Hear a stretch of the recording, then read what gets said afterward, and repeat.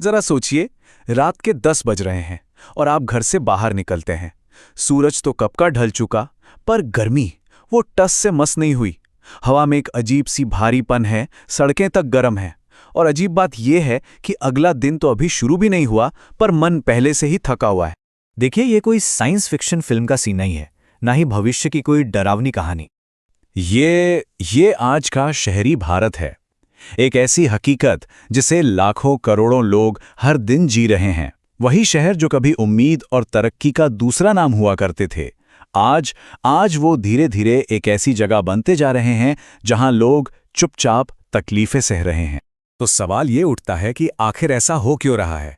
शहरी भारत इस मूक पीड़ा का, इस साइलेंट सफरिंग का जोन क्यों बनता जा रहा है? आज हम इसी बड़े सवाल की तह तक जाएंगे।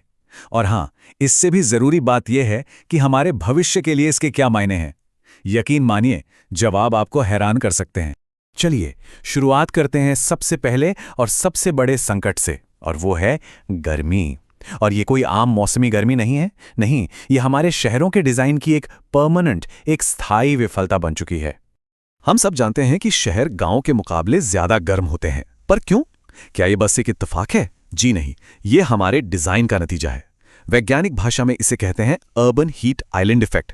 आसान शब्दों में इसका मतलब यह है कि हमारे शहरों की बनावट ही कुछ ऐसी है कि वो गर्मी को किसी जाल की तरह अपने अंदर कैद कर लेते हैं। सोचकर देखिए, हमने क्या किया है। पेड़ों को काट के कंक्रीट खड़ा कर दिया, नरम मिट्टी की जगह शीशे की बड़ी बड़ी इमारतें लगा दी, और जहां कभी तालाब या झीलें हुआ करती थीं, वहां आज चौड़ी चौड़ी सड़कें हैं। अब होता यह है कि कंक्रीट, कांच और डामर ये सब दिन भर सूरज की गर्मी को सोखते हैं और फिर रात भर उसे धीरे धीरे बाहर छोड़ते रहते हैं। नतीजा, पूरा का पूरा शहर एक भट्टी जैसा बन जाता है। और इसका सबसे खतरनाक असर क्या है जानते हैं? वो ये कि रातें अब ठंडी नहीं होती। शरीर को जो राहत मिलनी चाहिए वो मिलती ही नहीं। इससे न सिर्फ नींद खराब होती है, बल्कि हीट स्ट्रेस चुपचाप बढ़ता जाता है। गर्मी से होने वाली मौतें बढ़ रही हैं और ज्यादातर तो रिकॉर्ड में भी नहीं आती। तो अब यह साफ है, गर्मी अब सिर्फ मौसम की बात नहीं रही, ये हमारे शहरी इंफ्रास्ट्रक्चर का एक परमानेंट फेलियर बन चुकी है। गर्मी की इस भट्टी से निकलकर अब एक दूसरे और शायद उतने ही गहरे संकट की बात करते हैं, पानी की कमी, यानी प्यास का संकट। इन आंकड़ों पर एक नजर डालिए। यह भारत के पानी के संकट की पूरी कहानी बयां करते हैं।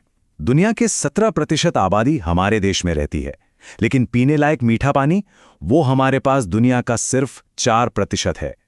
ये जो असंतुलन है ना, यही अपने आप में एक बहुत बड़ी चेतावनी है। और इस असंतुलन का असर जमीन पर कितना बड़ा है, ये देखिए। नीति आयोग की रिपोर्ट के मुताबिक लगभग 60 करोड़ भारतीय, जी हां, 60 करोड़ पानी की भयानक किल्लत से जूझ रहे हैं। ये सिर्फ एक नंबर नहीं है, ये एक बहुत बड़ी मानवीय त्रासदी है जो हर दिन, हर पल और गहरी होती जा रही है। हमारी एक अदृश्य जीवन रेखा है, ग्राउंड वाटर, यानी जमीन के नीचे का पानी, और वो बहुत तेजी से खत्म हो रहा है। पंजाब और राजस्थान जैसे राज्यों की हालत देखिए। पंजाब में जितना पानी हर साल जमीन में वापस जाता है, उसका 156% निकाल लिया जाता है। राजस्थान में यह आंकड़ा 147% है। इसका सीधा मतलब यह है कि ये राज्य अपने वाटर बैंक से कर्जा ले रहे हैं, उसे दिवालिया बना रहे हैं, और ये स्थिति उन्हें डे जीरो के बहुत करीब ले जा रही है, यानी वो दिन जब नलों से पानी आना बंद हो जाएगा। देखिए, असल में यह संकट पानी की कमी का उतना नहीं है जितना कि मिसमैनेजमेंट का है। हम ही तो हैं जो झीलों को पाट देते हैं, नदियों के रास्तों पर कब्जा कर लेते हैं और फिर दोष मॉनसून या क्लाइमेट चेंज पर डाल देते हैं। ये बात बिल्कुल सही कही गई है कि बिना पानी का शहर शहर होता ही नहीं, वो तो बस एक अस्थायी बस्ती है जो अपने ढहने का इंतजार कर रही। तो आखिर ये संकट, चाहे वो गर्मी का हो या पानी का, पैदा ही क्यों हुए? इसका जवाब छिपा है हमारी प्लानिंग और गवर्नेंस की नाकामियों में। चलिए जरा देखते हैं कि हमें वादे क्या किए गए थे और हकीकत में मिला क्या। ये है वो सपना जो हमें दिखाया गया था, स्मार्ट, सस्टेनेबल और रहने लायक शहरों का सपना। एक ऐसा भविष्य जिसे सरकार और वर्ल्ड बैंक जैसी संस्थाओं का भी साथ मिला। देखने में तो ये तस्वीर बहुत खूबसूरत लगती है ना? मगर हकीकत इस सपने से कोसों दूर थी। स्मार्ट सिटीज मिशन, जिससे भारत के शहरों की तस्वीर बदलनी थी, वो अपने ही वादों पर खरा नहीं उतर पाया। 100 नए हाईटेक शहर बनाने का वादा किया था, लेकिन हुआ क्या? पुराने शहरों में ही कुछ सुधार करने तक सीमित रह गए। विदेशी और प्राइवेट निवेश की बातें हुई, पर वो कभी आया ही नहीं। और सबसे बड़ी गलती, स्थानीय सरकारों को ही इस पूरी प्रक्रिया से बाहर कर दिया गया। और जब आप पैसे के बंटवारे को देखेंगे तो पता चलेगा कि प्राथमिकताएं कितनी गलत थी। एशियन डेवलपमेंट बैंक की एक स्टडी के मुताबिक स्मार्ट सिटी मिशन का लगभग 90% पैसा सिर्फ सड़कों, पुलों और कनेक्टिविटी पर खर्च कर दिया गया। और स्वास्थ्य, घर, पानी जैसी बुनियादी जरूरतों के हिस्से में क्या आया?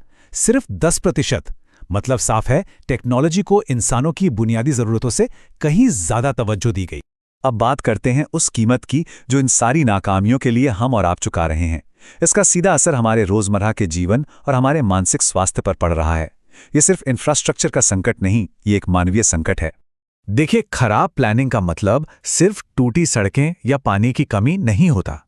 इसका मतलब है मानसिक तनाव, लगातार गाड़ियों का शोर, हजारों लोगों की भीड़ में भी अकेलापन महसूस करना, घंटों ट्रैफिक में फंसे रहना, अपने लिए 2 पल की शांति न मिलना। ये सब मिलकर एक ऐसा माहौल बना देते हैं जो इंसान को भावनात्मक रूप से थका देता है, बर्नआउट की तरफ धकेल देता है। और ये बात हमें एक जरूरी सवाल पर लाके खड़ा करती है। क्या तरक्की का मतलब सिर्फ ऊंची ऊंची इमारतें और चौड़ी सड़कें हैं? नहीं। जो शहर अपने लोगों की मानसिक शांति छीन ले, उसे विकसित कैसे कहा जा सकता है? अब मेंटल हेल्थ भी सड़क, बिजली और पानी की तरह ही एक जरूरी शहरी मुद्दा बन चुका है। तो ये सारी बातें हमें इस समस्या की जड़ तक ले आती हैं। आज का ये शहरी संकट किसी एक वजह से नहीं है, बल्कि कई नाकामियों का मिला-जुला नतीजा है। हमारी प्लानिंग गाड़ियों के लिए है, इंसानों के लिए नहीं। हम क्लाइमेट चेंज के असर को लगातार नज़रअंदाज कर रहे हैं। लोकल सरकारें कमज़ोर हैं, पब्लिक ट्रांसपोर्ट नाकाफ़ी है, और शहरों को लेकर कोई इकोलॉजिकल विजन वो तो है ही नहीं।